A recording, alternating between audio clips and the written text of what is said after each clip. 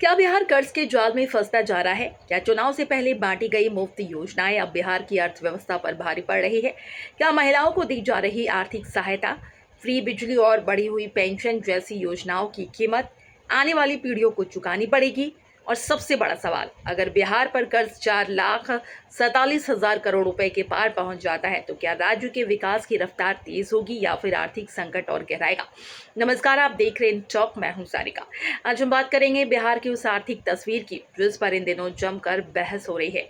एक तरफ सरकार का दावा है कि विकास के लिए कर्ज लेना जरूरी है, जबकि दूसरी तरफ अर्थशास्त्री चेतावनी दे रहे हैं कि बढ़ता कर्ज और मुफ्त योजनाएं आने वाले समय में बड़ी चुनौती बन सकती है। रिपोर्ट की बात करें तो बिहार विधानसभा चुनाव 2025 से पहले एनडीए सरकार ने कई बड़ी योजनाओं का ऐलान किया। महिलाओं को आर्थिक सहायता, मुफ्त बिजली, सामाजिक सुरक्षा, पेंशन में बढ़ोतरी और रोजगार योजनाओं पर हजारों करोड़ रुपए खर्च किए गए। जानकारों का कहना है, सिर्फ महिलाओं को आर्थिक सहायता देने में ही सरकार को 15,000 करोड़ रुपए से ज्यादा खर्च करने पड़े हैं। आने वाले समय में दूसरी, तीसरी और चौथी और पांचवी किस्त के लिए भी हजारों करोड़ रुपए की जरूरत होगी। इसके अलावा सामाजिक सुरक्षा पेंशन को 400 रुपए से बढ़ाकर 1100 रुपए करने से हर महीने लगभग 1100 करोड़ रुपए का अतिरिक्त बोझ सरकारी खजाने पर पड़ रहा है। वहीं 125 यूनिट मुफ्त बिजली योजना पर भी इस साल करीब 23,000 करोड़ रुपए खर्च होने का अनुमान लगाया जा रहा है। अब सवाल उठ रहा है, इन योजनाओं के लिए पैसा आएगा कहां से? इस बीच बिहार कैबिनेट ने 72,901 करोड़ रुपए से अधिक का नया ऋण लेने की मंजूरी दी। ये राशि सड़क, पुल, नगर विकास, ग्रामीण विकास, मेट्रो और अन्य बड़ी परियोजनाओं पर खर्च की जाएगी। जानकारी के अनुसार बिहार सरकार बाजार से 64,000 करोड़ रुपए से ज्यादा का कर्ज लेगी। इसके अलावा विश्व बैंक, एशियाई विकास बैंक, नाबार्ड और अन्य वित्तीय संस्थाओं से भी ऋण लिया जाएगा।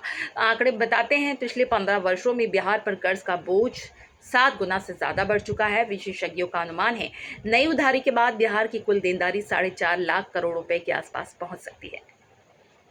अर्थशास्त्री प्रोफेसर विद्यार्थी विकास का कहना है, बिहार पहले से ही भारी कर्ज के बोझ तले दबा है। उनका मानना है, अगर इसी तरह कर्ज बढ़ता रहा तो राज्य का राजकोषीय घाटा 4.5% से ऊपर जा सकता है, जबकि इसे 3% के आसपास रहना चाहिए। उनका कहना है, बिहार सरकार अभी हर साल 25,000 करोड़ रुपए से ज्यादा सिर्फ ब्याज और ऋण चुकाने में खर्च कर रही है।